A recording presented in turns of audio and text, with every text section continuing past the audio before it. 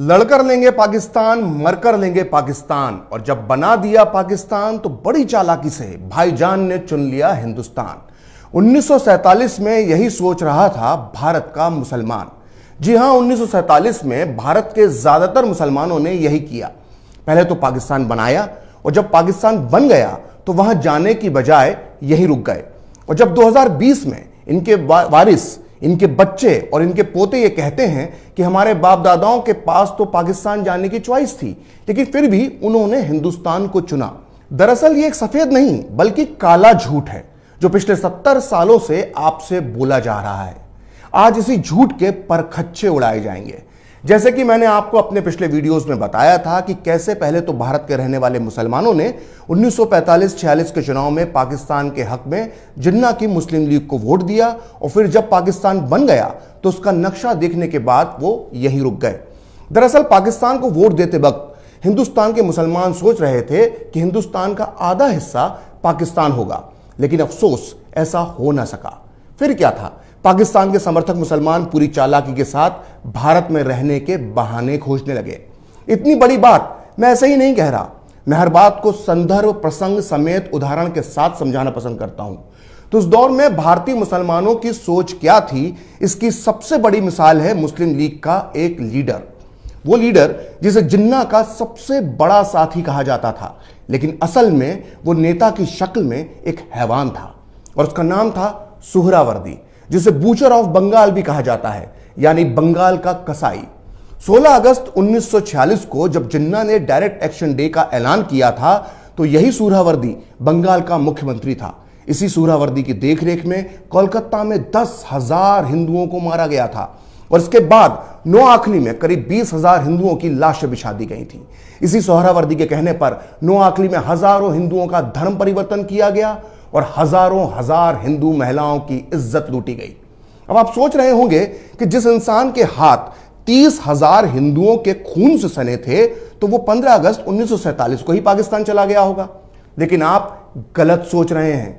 बंगाल का यह कसाई 15 अगस्त 1947 के दिन कोलकाता में ही मौजूद था, वो भी महात्मा गांधी के साथ। आपने पढ़ा होगा कि 15 अगस्त 1947 के दिन बापू दिल्ली में नहीं बल्कि बंगाल में हिंदू मुस्लिम दंगे रोकने का अभियान चला रहे थे, और ठीक उसी वक्त जिन्ना का यह कसाई महात्मा गांधी के साथ खड़े होकर खुद को हिंदुओं का भाई बता रहा था। दरअसल यह सब सुहरावर्दी की एक चाल थी।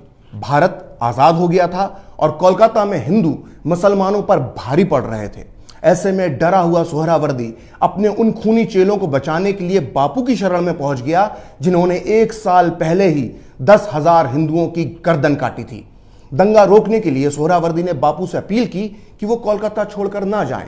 बदले में बापू ने सुहरावर्दी से वादा लिया कि वो 2 दिन उनके साथ एक छत के नीचे रहेगा, और डरे हुए सुहरावर्दी ने यही किया। इस बात पर उस दौर में महात्मा गांधी की काफी आलोचना हुई थी। उन्होंने अपने शांति अभियान में सोहरावर्दी जैसे हैवान को साथ क्यों रखा, इसे लेकर बापू को कई आलोचनाओं का सामना करना पड़ा था। आपको यह सच नहीं पता होगा कि भारतीय इतिहास का यह सबसे बड़ा दरिंदा नेता सोहरावर्दी आजादी के बाद पूरे 1.5 साल तक कोलकाता में रहा। इसलिए नहीं कि इसे हिंदुस्तान से मोहब्बत थी, बल्कि इसलिए क्योंकि कोलकाता में इसकी लाखों रुपए की संपत्ति थी और यह उसे पहले बेचना चाहता था।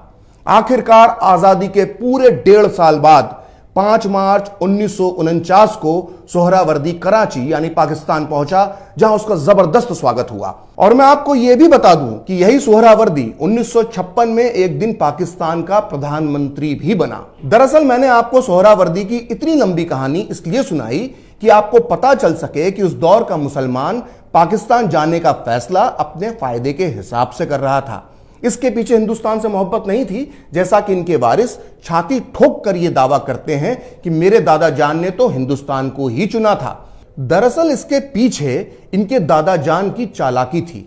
उस दौर में कैसे पूरी प्लानिंग और चालाकी के साथ मुसलमान अपनी रणनीति बना रहा था, यह बात मैं अपने अनुभव के आधार पर कह सकता हूं। मेरी जिंदगी का एक लंबा समय भोपाल में गुजरा है, और अक्सर वहां मेरे मुस्लिम दोस्त बताते थे कि मेरे ताऊजी पाकिस्तान में रहते हैं या मेरे दादाजी के छोटे भाई पाकिस्तान चले गए थे। तब मैं अक्सर सोचता था कि ऐसा कैसे हो सकता है कि एक भाई पाकिस्तान चला जाए और दूसरा भाई यहीं रह जाए, जबकि उस दौर में ज्वाइंट फैमिलीज हुआ करती थी, जिसमें हर बड़ा फैसला पूरे परिवार की रजामंदी से ही होता था। फिर ऐसी क्या वजह थी कि एक भाई पाकिस्तान चला गया और एक यहीं रुक गया? क्या ये दो भाइयों की सोच का अंतर था? नहीं, बिल्कुल नहीं।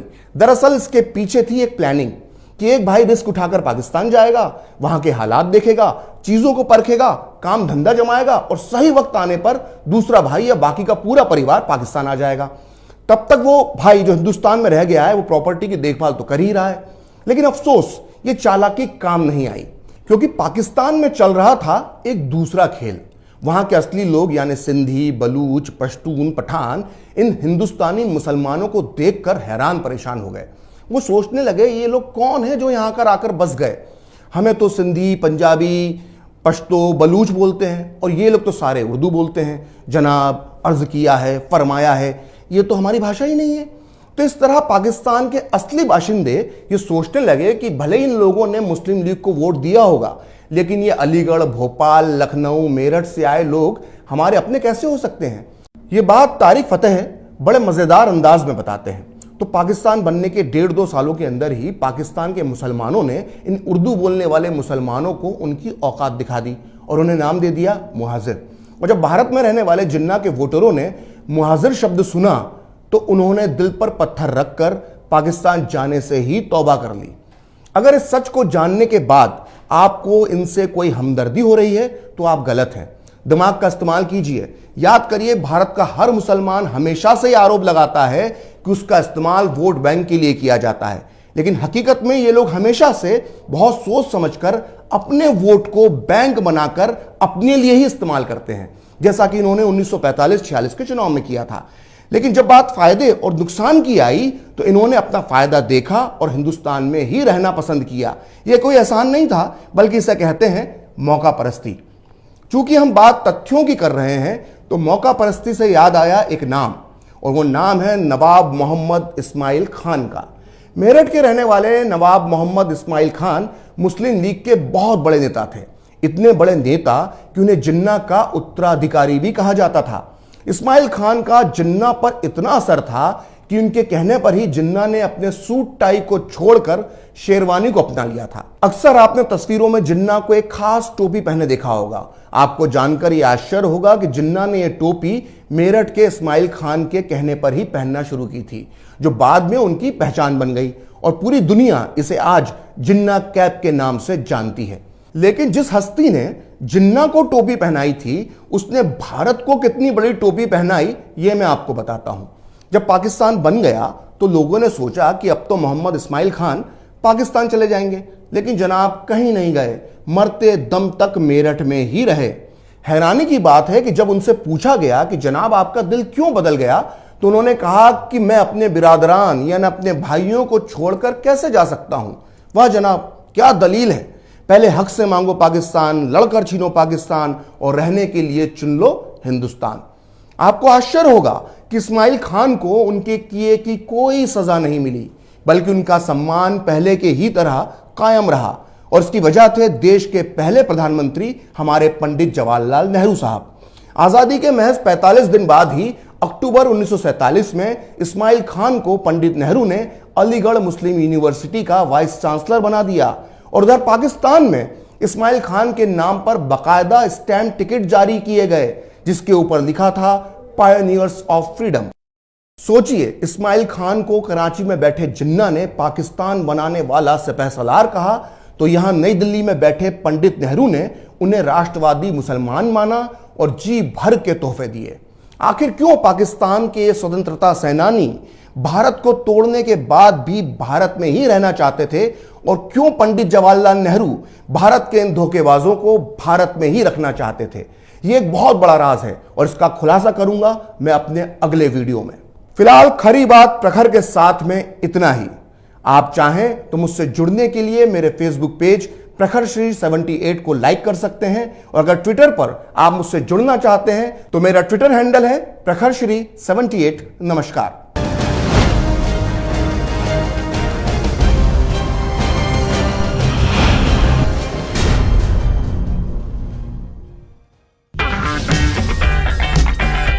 अगर आपको हमारा वीडियो पसंद आया हो तो इसे लाइक करें, हमारे चैनल को सब्सक्राइब करें और हाँ, बेल आइकन दबाना ना भूलें ताकि आप तक हमारे वीडियो की नोटिफिकेशन पहुंचती रहे। आप अपना सुझाव हमें कमेंट बॉक्स में दे सकते हैं। हमारे साथ जुड़ने के लिए शुक्रिया।